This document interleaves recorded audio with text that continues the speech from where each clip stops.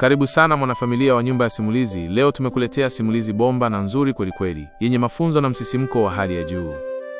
Lakini kabla hatujaanza simulizi yetu ya leo, naomba unisaidie, bonyeza kitufe cha subscribe kwenye channel yangu, kisha uweke alama ya kengele ili usipitwe na simulizi mpya kila siku. Simulizi ya leo inaitwa Mwanamke Bilionea Aliyeolewa na Mshona Viatu.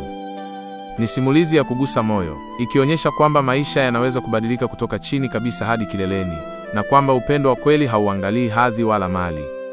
Twende pamoja tukasikilize safari ya kijana Daniel, maskini aliyeshona viatu barabarani, na Zarina, mwanamke bilionea aliyemiliki kampuni kubwa ya usafirishaji. Simulizi hii itakufundisha, itakuburudisha, na kukuacha na ujumbe mzito wa maisha. Tuanze sasa. Jua lilikuwa likiwaka kwa nguvu mjini Dar es Salaam. Barabara kuu zilijaa watu wakikimbizana na mihangaiko ya kila siku. Pembeni kidogo ya jengo refu lenye nembo ya Zarina Logistics Company, kijana mmoja mwenye mwili mwembamba, ngozi iliyochomwa na jua, alikuwa amepinda mgongo akishona kiatu cha mteja wake kwa umakini mkubwa. Jina lake ni Daniel, kijana mwenye umri wa miaka 28. Daniel alikuwa amekaa hapo kwa zaidi ya miaka mitatu. Ni eneo alilolizoea, lakini si kwa sababu lilikuwa zuri, bali kwa kuwa hakukuwa na mahali pengine pa kwenda. Ndoto zake zilikuwa kubwa kuliko maisha aliyokuwa akiishi. Kila siku aliamka mapema, akabeba kijisanduku chake cha vifaa vya kushonea viatu, na kuelekea pale, pembeni ya kampuni kubwa ya usafirishaji inayomilikiwa na mwanamke tajiri aitwaye Zarina, mwanamke mashuhuri, mwenye jina kubwa kwenye biashara, na anayeogopwa na wengi kutokana na mafanikio yake. Maisha ya Daniel yalikuwa magumu sana. Kuna siku zilipita bila hata kupata mteja mmoja. Jua likichoma, mvua ikinyesha, yeye alikaa pale akingoja bahati. Wakati mwingine zilipita siku 3 mfululizo bila kupata hata shilingi. Njaa ilimtesa, lakini alijifariji kwa matumaini kwamba siku moja maisha yangekuwa bora. Wakati mwingine jioni ikifika bila kupata pesa, Daniel alilazimika kwenda kwenye mgahawa uliokuwa jirani, ule ambao kila mtu aliufahamu kama Yanga CAF. Huko alijitolea kuosha vyombo kwa matumaini ya kupewa mabaki ya chakula. Wafanyakazi wa mgahawa walimjua vizuri, hawakumheshimu hata kidogo. Wengine walimcheka, wengine walimtukana, wengine walimuona kama mzigo. Bwana we Daniel, si uache hii kazi ya ovyo. Tazama mikono yako imekuwa kama ya fundi viatu wa enzi za mababu, alisema mmoja wa wahudumu, huku akicheka kwa kejeli. Daniel alinyamaza. Alikuwa mtu mpole, mwenye heshima, na alijua kubeba aibu yake kimya kimya. Alipomaliza kuosha masufuria, alipokea bakuli dogo lenye wali wa mabaki na vipande viwili vya samaki. Kwa mtu mwingine huenda isingekuwa chakula, lakini kwake ilikuwa neema. Aliketi nyuma ya jengo, akala taratibu huku machozi yakimtoka taratibu. Kila usiku aliporudi kwenye kibanda chake cha mbao kilichoko maeneo ya Buguruni, alichukua daftari lake dogo lililojaa mahesabu. Humo ndimo alipoandika ndoto zake, ndoto za kuwa mhasibu mkubwa, mwenye ofisi yake, suti safi na maisha mazuri. Alisoma uhasibu katika chuo kikuu cha Dar es Salaam, lakini bahati ya kazi haijawahi kumpitia. Mara zote aliambiwa, tutakupigia simu, lakini simu hakuwahi kutafutwa. Kila asubuhi, alipofika eneo lake la kazi, macho yake yalivutiwa na gari la kifahari lililokuwa likiingia kwenye kampuni ile kubwa. Gari lenye rangi nyeupe, likiwa limetunzwa vizuri. Ndani yake alikuwemo Zarina, mwanamke aliyemvutia kila mtu. Alikuwa amevaa suti nyeusi iliyompendeza, miwani ya kisasa, na alitembea kwa kujiamini. Kila mtu alinyamaza alipokuwa akipita, kama vile upepo wa heshima umepita. Daniel mara nyingi alimtazama tu kimya kimya, akijiuliza, kwa nini dunia ipo hivi? Wengine wanapata kila kitu, wengine wanahangaika bila matumaini. Lakini ndani ya moyo wake hakuwahi kuwa na wivu. Alitamani tu siku moja awe na hadhi ya kumfanya azungumze naye kwa heshima sawa. Jioni moja, baada ya jua kuzama, Daniel aliketi pembeni akishona kiatu cha mwisho kwa siku hiyo. Miguu yake ilikuwa imechoka, mikono imejaa michubuko, lakini moyo wake ulikuwa hai kwa matumaini. Aliangalia upande wa kampuni na kusema kimoyomoyo, hata kama leo nipo hapa chini, naamini Mungu anaona. Siku moja nitakuwa juu. Usiku huo mvua ilinyesha sana. Daniel alikimbia hadi kwenye kibanda chake cha mbao, lakini paa lilivuja. Alijifunika kwa gunia, akalala akiwa na tumbo tupu. Wakati dunia nzima ikilala kwenye magodoro ya povu na mashuka safi, yeye alilala kwenye ubao, akiwa na ndoto moja tu, maisha bora. Hivyo ndivyo maisha ya kijana huyo yalivyoendelea. Kila siku, Daniel alijaribu kupambana na maisha, huku akiamini siku moja Mungu atafungua njia. Siku zilikuwa zikisonga polepole, na maisha ya Daniel yaliendelea kuwa magumu kama kawaida. Ingawa alionekana kama mtu wa kawaida mitaani, ndani yake iliishi akili ya kipekee, akili ya msomi aliyesomea uhasibu katika chuo kikuu maarufu nchini. Lakini pamoja na shahada yake, hakuwahi kupata ajira. Mara nyingi alijiuliza kama elimu yake ilikuwa na maana yoyote, maana kila maombi ya kazi aliyotuma yalikuwa yakijibiwa na kimya kizito. Alikuwa amezoea kushona viatu mchana, na jioni alikwenda mgahawani kuosha vyombo ili kupata chochote cha kuweka tumboni. Ilikuwa ni maisha ya fedheha, lakini moyo wake haukukata tamaa. Alijua siku moja mambo yangebadilika, lakini hakujua lini. Siku moja akiwa anaosha vyombo hadi mikono ikawa imechoka, Daniel aliamua kukaa pembeni ya mgahawa kupumzika. Mgahawa ule ulikuwa na chumba kidogo cha nyuma, ambacho mara nyingi kilitumika na wafanyakazi wachache wa kampuni ya Zarina, waliokuwa wakienda pale kula. Walikuwa vijana waliovaa vizuri, wenye simu za bei ghali na tabasamu za kibabe. Daniel aliwahi kuwaona mara kadhaa, lakini hakuwahi kuzungumza nao. Wakati huo aliketi kimya, akiosha bakuli lake la mwisho. Akaanza kusikia sauti zao zikizungumza kwa sauti za chini lakini zenye msisimko. Bro, kumbe imepita salama kabisa?" aliuliza mmoja, akicheka kwa sauti ndogo. "Imepita na kuambia. Bilioni 500 zimeingia kwenye akaunti zetu." "Zarina hata hajui chochote," alijibu mwingine huku akipiga konde la ushindi hewani. Daniel alinyanyua kichwa kidogo, akisikiliza kwa makini. Moyo wake ulianza kudunda kwa kasi. "Na tutakachofanya sasa," aliendelea yule wa tatu, "ni kuhakikisha tunabadilisha baadhi ya nyaraka kwenye system. Tukimaliza, kampuni nzima itakuwa mikononi mwetu. Zarina ataonekana kama ndiye aliyesababisha upotevu wa pesa. Tutamfilisi kabisa." "Bosi yule ni mjinga kwenye mahesabu," mwingine akasema kwa dharau. "Anajua biashara, lakini hana muda wa kuangalia vitabu vya fedha. Ndiyo maana tutampiga vizuri." Daniel alishika pumzi. Kila neno lilimwingia kama mshale. Akili yake ya kiasibu ilianza kufanya kazi papo hapo. Bilioni 500. Si kiasi kidogo. Hawa walikuwa wakipanga maangamizi ya mwanamke, ambaye kwa macho ya watu wote alikuwa mfano mafanikio.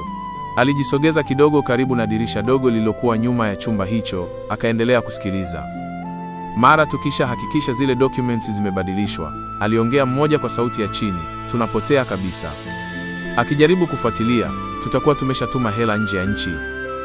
Wote wakacheka kwa sauti ya dharau. "Hii dunia haina huruma. Hata matajiri lazima walie kidogo," mmoja akasema kwa kejeli. Daniel alibaki ameduaa.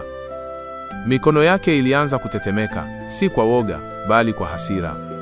Alijiuliza kama kweli dunia hii haina watu wema tena. Zarina, mwanamke ambaye kila mtu alimuona kama ishara ya bidii, sasa alikuwa kwenye hatari kubwa. Na yeye maskini wa mtaa ndiye aliyesikia siri hiyo nzito. Baada ya dakika chache, wale vijana waliondoka huku wakicheka, wakibishana kuhusu magari na likizo walizopanga kwenda nazo nje ya nchi. Daniel alibaki kimya, moyo wake ukipiga kwa nguvu. Alijua anapaswa kufanya kitu, lakini ni nani angemwamini? Yeye ni nani mbele ya bilionea kama Zarina? Alijiambia kimoyomoyo, kama nitaendelea kunyamaza, nitakuwa sehemu ya uovu huu. Lakini nikiongea, huenda nikaonekana kama mwongo. Nitafanya nini sasa? Alichukua muda mrefu kufikiri. Wakati mwingine alijiona hana maana, lakini mara nyingine moyo wake ulimkumbusha kwamba elimu yake haikuwa ya bure. Alikuwa amesomea uhasibu, na alijua maneno walioyatumia wale vijana hayakuwa masihara. Ni maneno ya wataalamu wa fedha waliokuwa wakipanga njama ya kihalifu. Usiku huo hakulala. Akilala chini ya paa lililovuja, mawazo yalikuwa yakimzidi. Taswira ya Zarina ikamjia akilini, yule mwanamke aliyekuwa akipita kila siku na gari lake la kifahari bila hata kumtazama. Ajui kama maisha yake yako hatarini, alijiambia kimoyomoyo. Mwishowe akapata uamuzi. Asubuhi itakapofika, atamkabili Zarina mwenyewe. Haijalishi ataamini au la, lakini atamwambia kila kitu. Alihisi huo ndio ulikuwa wito wa moyo wake, wito wa mtu mnyenyekevu, maskini, lakini mwenye dhamira safi. Asubuhi ilipokucha, Daniel alikuwa tayari amejiandaa moyoni kufanya jambo ambalo lilimzidi uwezo wake. Usiku mzima hakulala, mawazo yakimzunguka kama upepo mkali. Alihisi hofu, lakini sauti ya ndani ilimkumbusha kwamba ukimya wakati wa uovu ni sawa na kushiriki dhambi. Alipofika kazini kwake kama kawaida, aliketi kwenye kiti chake cha mbao, mikono ikiwa imetetemeka. Saa 2 asubuhi, magari ya kifahari yakaanza kuingia kwenye lango la kampuni ya Zarina. Alijua muda huu ungekuwa muhimu. Aliona gari jeupe lenye rangi ya fedha likiingia, lile ambalo kila siku lilikuwa likimvutia. Ndani yake, kama kawaida, alikuwemo Zarina, akiwa amevaa suti ya kijivu na miwani ya giza. Daniel alivuta pumzi ndefu, kisha akainuka ghafla na kusimama barabarani, moja kwa moja mbele ya gari. Dereva alikanyaga breki kwa nguvu, gari likasimama kwa ghafla likiwa mita chache kutoka kwake. Walinzi waliokuwa mlangoni walihisi kama kuna hatari, wakakimbia kuelekea pale. Zarina, akiwa amechanganyikiwa, alishuka taratibu. "Wewe ni nani? Kwa nini unasimama mbele ya gari langu?" aliuliza kwa sauti ya ukali, akimtazama yule kijana aliyekuwa amechafuka kwa vumbi na jasho. Daniel alishusha kichwa kwa heshima. "Samahani Bi Zarina, najua mimi si kitu mbele ya macho yako, lakini kuna jambo muhimu sana lazima nikueleze," alisema kwa sauti ya kutetemeka. Zarina alimtazama kwa mshangao, akapiga mikono kiunoni. "Unataka nini? Kama ni msaada, si lazima uanze kwa kunitishia." "Si msaada ninaotaka," Daniel akasema polepole. "Ni maisha yako. Kuna watu wanapanga kukuibia kila kitu. Wako karibu sana na wewe ndani ya kampuni yako. Wamehamisha bilioni 500 kwenye akaunti zao binafsi. Nilisikia kwa masikio yangu mwenyewe." Maneno hayo yalimgonga Zarina kama radi. "Umesema nini?" aliuliza kwa mshangao mkubwa. Daniel akamwangalia kwa dhati. "Ni kweli. Nilikuwa mgahawani jana usiku, nikaona baadhi ya wafanyakazi wako, akiwemo mhasibu wako mkuu. Walikuwa wanajadili jinsi ya kukuibia zaidi na kufanya ionekane kama kosa lako." Zarina alitetemeka. Hakuwa na ujuzi wa kutosha wa uhasibu, hivyo kila kitu cha kifedha alikuwa kikabidhi kwa wataalamu wake. Alijaribu kutulia, lakini moyo wake ulikuwa unadunda kwa kasi. "Una ushahidi?" aliuliza kwa sauti ya chini. Daniel alitikisa kichwa. "Sina maandishi, lakini naweza kukusaidia kuthibitisha. Nilisomea uhasibu na najua jinsi ya kufuatilia nyaraka zako ili kubaini ukweli." Zarina alimwangalia kwa muda mrefu. Mbele yake alikuwa kijana maskini, mwenye mavazi ya zamani, lakini machoni mwake kulikuwa na ukweli usiopingika. Moyo wake ulihisi kitu tofauti, kwamba kijana huyu hakuwa muongo. "Umesomea uhasibu?" aliuliza tena kwa shaka. "Ndiyo, nina shahada. Nimekuwa nikitafuta kazi kwa miaka kadhaa, lakini bahati haijawahi kuniangukia," Daniel akasema kwa upole. Kimya kifupi kikatawala, kisha Zarina akasema, "Sawa basi, panda kwenye gari. Tutaenda nyumbani kwangu. Nataka kuona kama unachosema ni kweli." Daniel alihisi miguu yake imelegea.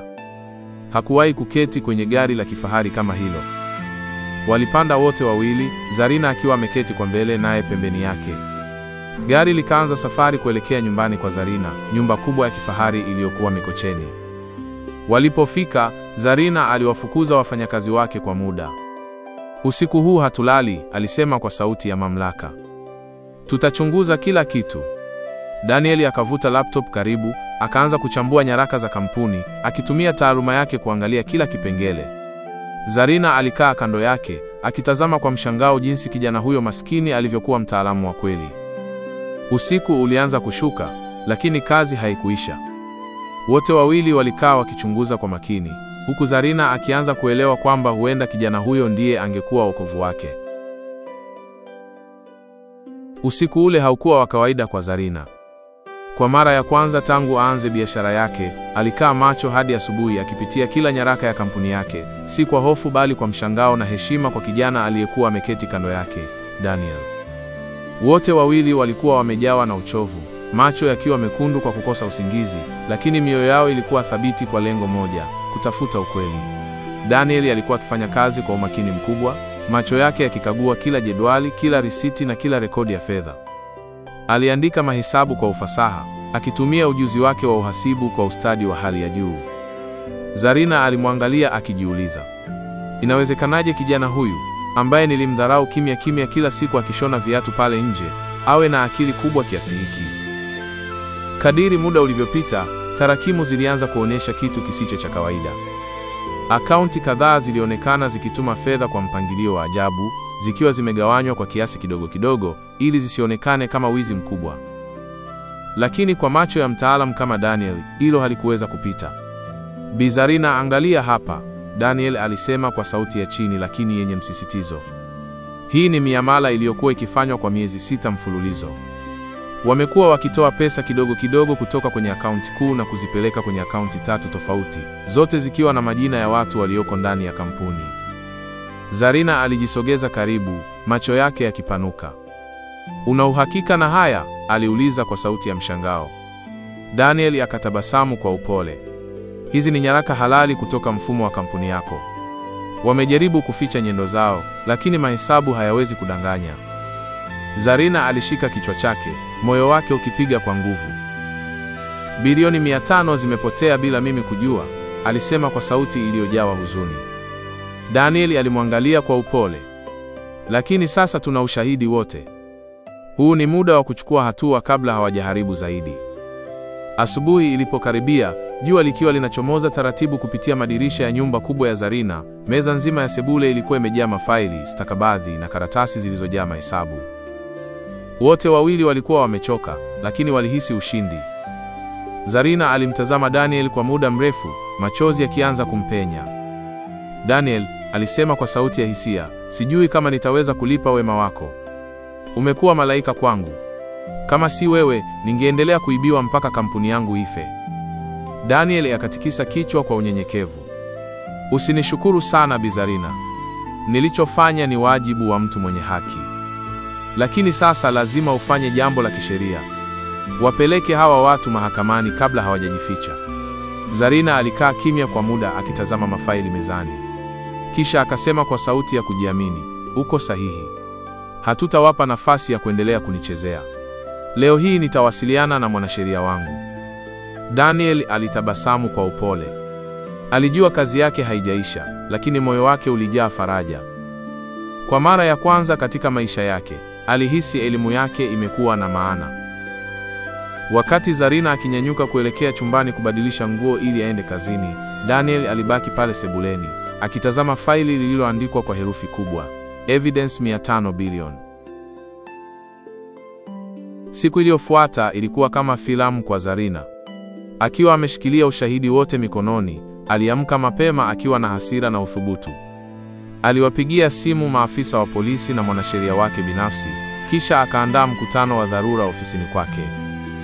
Wafanyakazi wote wakuu waliitwa, kila mmoja akiwa hajui kinachoendelea. Walipokusanyika, Zarina alisimama mbele yao akiwa amevalia suti nyeusi na sura isiyo na tabasamu. Nimekuwa ninyi kwa miaka mingi, alisema kwa sauti nzito. Lakini jana nimegundua kuwa si wote mnaotamani mafanikio ya kampuni hii. Wafanyakazi walitazamana kwa hofu. Wengine wakaanza kutetemeka taratibu, macho yao yakigeuka kuwa na wasiwasi. Kisha Zarina akaweka mafaili mezani, akayasukuma mbele ya meza kuu. Hizi hapa ni nyaraka zinazothibitisha wizi wa bilioni 500. Miamala imefanywa kwa majina yenu na ushahidi upo wote. Kimya kizito kilitawala. Baada ya sekunde chache, mmoja wa wahasibu alijaribu kuzungumza. Bi Zarina, kuna maelezo hapa, sio kama unavi. Lakini kabla hajamaliza, polisi waliokuwa wameingia kimya kimya ofisini waliwakamata. Ofisi nzima ilijaa mshangao. Wafanyakazi wengine walibaki kinywa wazi, wakiangalia jinsi wale waliokuwa wakiishi kwa majigambo walivyofungwa pingu na kupelekwa kituo cha polisi. Zarina alihisi mchanganyiko wa huzuni na faraja. Ilikuwa ngumu kuamini kwamba watu waliowalipa vizuri na kuwaamini ndio waliokuwa nyuma ya maangamizi yake. Kesi ilipopelekwa mahakamani, vyombo vya habari vilianza kuandika habari hiyo kila kona. Wafanyakazi wa Zarina Logistics wakamatwa kwa wizi wa bilioni 500. Daniel aliyekuwa kimya pembeni, aliendelea kumsaidia Zarina na wanasheria kwa taarifa zote alizokusanya. Miezi kadhaa ilipita, kesi ikachunguzwa kwa undani. Hatimaye, ushahidi wa Daniel ulihakikisha hakuna njia ya mafisadi hao kujinasua. Majaji walitoa hukumu yao kwa sauti thabiti. Washtakiwa wanapatikana na hatia ya wizi wa fedha na utakatishaji wa mali. Watahukumiwa kifungo cha miaka 20 gerezani. Habari hiyo ilimfanya Zarina kutoa pumzi ndefu ya faraja. Kwa mara ya kwanza baada ya miezi mingi, alihisi amani. Benki Kuu ilianza mchakato wa kurejesha fedha zote zilizokuwa zimehamishwa kinyume cha sheria. Siku moja alipokea ujumbe kutoka kwa benki: fedha zako zote bilioni 500 zimewasili kwenye akaunti ya kampuni. Zarina alishika simu yake kwa mikono miwili, machozi yakimdondoka taratibu. Alitazama dirishani, akaona mwanga wa jua ukiangaza. Alijua Mungu amemlinda kupitia kijana mmoja maskini aliyeshona viatu barabarani, ambaye sasa alikuwa shujaa wa kweli wa maisha yake.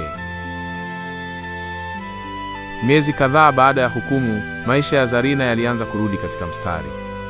Kampuni yake ilipata hadhi kubwa zaidi, vyombo vya habari vikimpongeza kwa ujasiri wake na usimamizi wa haki.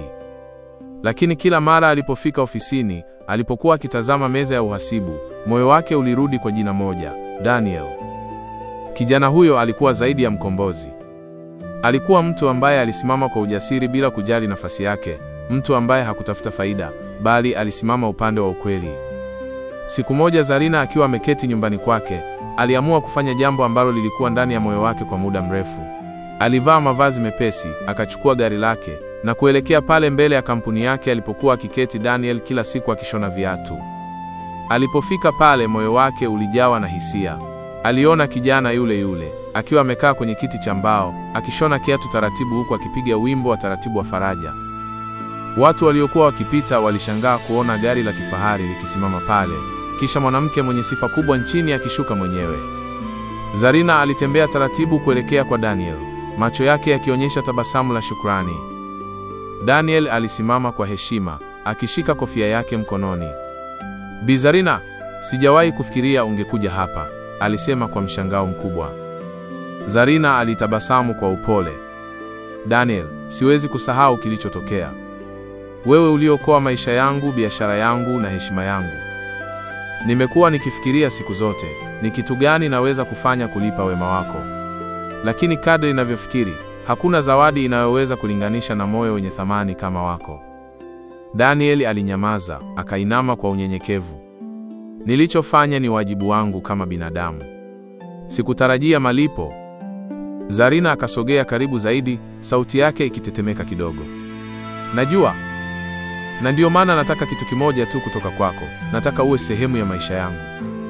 Daniel, nataka unioe. Maneno hayo yalimfanya Daniel kusimama kama sanamu. Alidhani amesikia vibaya. Umesema nini Bi Zarina? Nimesema nataka unioe, Zarina alirudia, akimwangalia machoni. Sio kwa sababu ya hisani, bali kwa sababu nimekutambua, moyo wako, uaminifu wako na jinsi ulivyokuwa mtu wa kweli.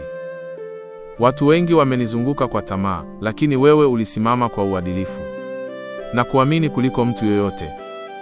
Daniel alinyamaza kwa muda mrefu, moyo wake ukipiga kwa kasi. Hakuamini bilionea maarufu nchini, mwanamke ambaye alikuwa mfano wa mafanikio, alikuwa akimwambia maneno hayo. Alihisi machozi yakikusanyika machoni. Bi Zarina, mimi ni mtu wa kawaida. Sina mali, sina hadhi, unastahili mtu bora zaidi. Zarina alitikisa kichwa. Daniel, nilipokuwa na pesa, nilizungukwa na watu wengi, lakini hakuna aliyenitazama kama binadamu. Wewe ulikuwa maskini, lakini ulionyesha utu. Sitaki mali, nataka amani.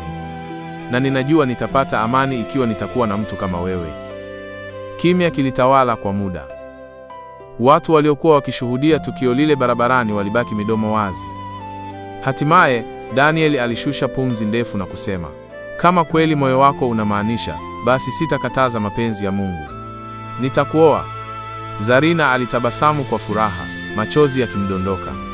Alimkumbatia Daniel pale pale, bila kujali macho ya watu waliokuwa wakishuhudia. Ilikuwa ni picha ya ajabu, mwanamke bilionea akimkumbatia mshona viatu barabarani. Miezi michache baadaye, harusi yao ilifanyika kwa heshima kubwa katika ukumbi wa Serena Hotel. Wageni walijaa, wakiwemo wafanyabiashara wakubwa, viongozi wa serikali na watu wa kawaida waliokuwa wamesikia simulizi yao.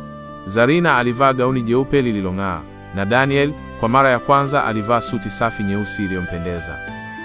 Wakati wa kula kiapo, Daniel alisema kwa sauti tulivu, nilikuwa na ndoto moja tu, kuishi maisha yenye maana. Sasa nimepata maana hiyo ndani yako. Zarina akamjibu kwa machozi ya furaha, na mimi nimepata amani ndani yako. Harusi hiyo ilizungumzwa kote nchini. Watu wengi hawakuamini, wengine walishangaa, lakini wote walikiri kitu kimoja: mapenzi halisi hayachagui hadhi wala mali. Baada ya harusi, maisha ya Daniel yakabadilika kabisa. Zarina alimpa nafasi kubwa katika kampuni yake kama mhasibu mkuu. Alikuwa mtu wa kwanza kuingia kazini na wa mwisho kutoka. Alifanyia mageuzi mfumo wa kifedha wa kampuni, akahakikisha hakuna tena mianya ya wizi. Kampuni ilianza kustawi zaidi, faida zikiongezeka, na jina la Daniel likawa gumzo la mji. Wale waliokuwa wakimdharau zamani, hasa wafanyakazi wa mgahawa, sasa walimnyenyekea. Kila alipopita, walinyanyua mikono wakimsalimu kwa heshima. Wengine walijaribu kumfikia kwa urafiki, lakini Daniel alibaki yule yule, mnyenyekevu, mwenye moyo wa upendo na heshima. Mtaa wa Buguruni, ambao zamani ulikuwa maskani ya mateso yake, sasa ulikuwa chanzo cha kumbukumbu. Kila alipopita pale, watoto walimkimbilia wakisema, "Angalia, huyo ndiye Daniel, mshona viatu aliyeoa bilionea." Nyumbani, Zarina na Daniel waliishi kwa upendo mkubwa. Waliwasaidia vijana wengi waliokuwa maskini kupata elimu na ajira. Zarina mara nyingi alimwambia, "Nilikuwa bilionea kwa pesa, lakini wewe umenifanya niwe bilionea wa furaha." Na hivyo simulizi ya maisha yao ikawa somo kubwa kwa jamii, kwamba heshima, uaminifu na utu vinaweza kubadilisha maisha ya mtu zaidi ya pesa. Daniel, aliyewahi kudharauliwa kama maskini wa mtaa, sasa alikuwa mfano wa hekima, uadilifu na ushindi wa kweli wa moyo. Asante sana mwanafamilia wa Nyumba ya Simulizi kwa kusikiliza hadi mwisho wa simulizi hii ya kusisimua, mwanamke bilionea aliyeolewa na mshona viatu. Tumeshuhudia safari ya maisha ya Daniel, kijana maskini aliyekuwa mshona viatu, lakini kwa uaminifu na moyo wa upendo, akageuka kuwa mhasibu wa kampuni kubwa na mume wa bilionea Zarina. Simulizi hii inatukumbusha jambo moja kubwa: usiwahi kudharau mtu yoyote kwa hali yake ya sasa, kwa sababu Mungu anaweza kubadilisha maisha yake kwa sekunde chache tu. Kama umependa simulizi hii, tafadhali subscribe kwenye channel yetu, like, comment na share kwa marafiki zako ili nao wapate kuguswa na hadithi hii yenye mafunzo. Na kama una maoni au simulizi unayotaka tuiandike, tuandikie hapo chini kwenye sehemu ya maoni. Hadi tukutane tena kwenye simulizi inayofuata. Mimi ni mwandishi wako wa Nyumba ya Simulizi, na kuaga kwa kusema, usikate tamaa, maisha ni safari.